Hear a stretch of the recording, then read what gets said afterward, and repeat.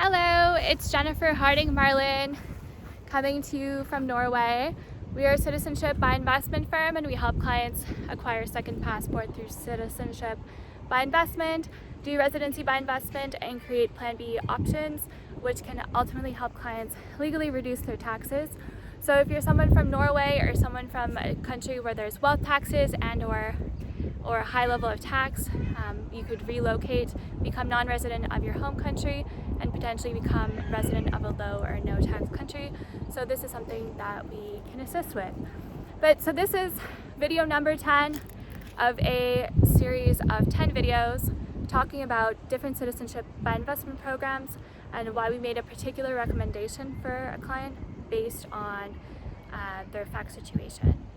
So while not everybody is ultra high net worth or everyone's a billionaire, we have had a couple of ultra high net worth individuals where their net worth is in the hundreds of millions. We've had a couple of billionaires that we've helped.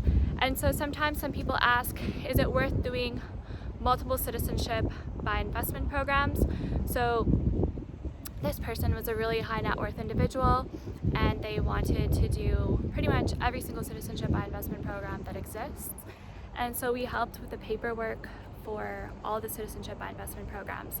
And so while it's not necessary to necessarily do all the citizenship by investment programs, one of the motivations for doing pretty much all citizenship programs is that with COVID-19 we saw travel restrictions. So even if a country had visa-free travel to a specific country, there were COVID-19 restrictions or COVID-19 bans altogether. So for example, Dominica was the only citizenship program where you could travel to South Korea during COVID, versus some other countries that normally had visa-free to South Korea, there was a total ban. So there was different, depending on the program, depending on the country, there was different COVID-19 bans for countries. And so having the widest spectrum, this person had renounced their United States citizenship, and so they were relying on their basket of second passports, and also for visa-free travel purposes, and they use them all the time, as well as creating diversification in terms of doing business locally in the country, opening bank accounts, and just having opportunities as well. The citizenship, not only for the person, but they could eventually, potentially, depending on the programs, pass the citizenship on to future generations via descent, and or add a spouse, and or add future family members to citizenship applications. What we've seen some clients, or what sometimes we recommend to clients, is if you do a Caribbean citizenship program, you may want to consider doing either Malta citizenship by investment program and or doing Turkey citizenship by investment. So like Turkey, if you really need to go to Japan and have visa free to Japan.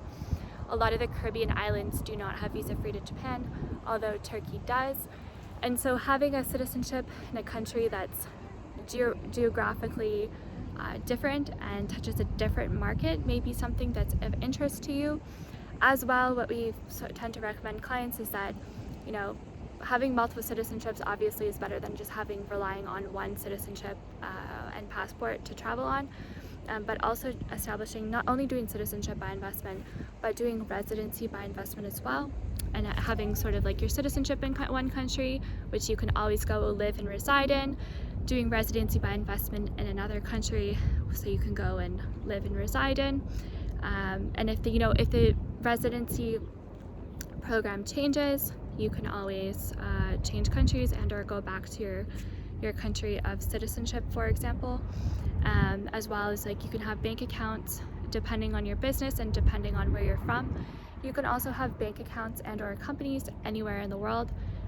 So we try to create different plans where you can have your citizenship in one country, a business in another country, a bank account in another country, and residency in another country.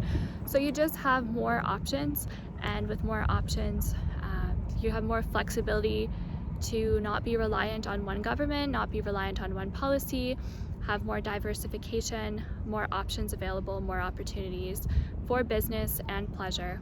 And so this concludes the series of 10 videos. I hope you like these 10 videos, and I will hopefully post some more videos talking about the topics of citizenship by investment, residency by investment, international travel and lifestyle, and just things that I overall find interesting and I think that you'd find interesting.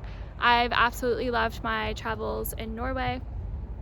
It's been a mix of business and pleasure, but yeah, so have a great day. Bye.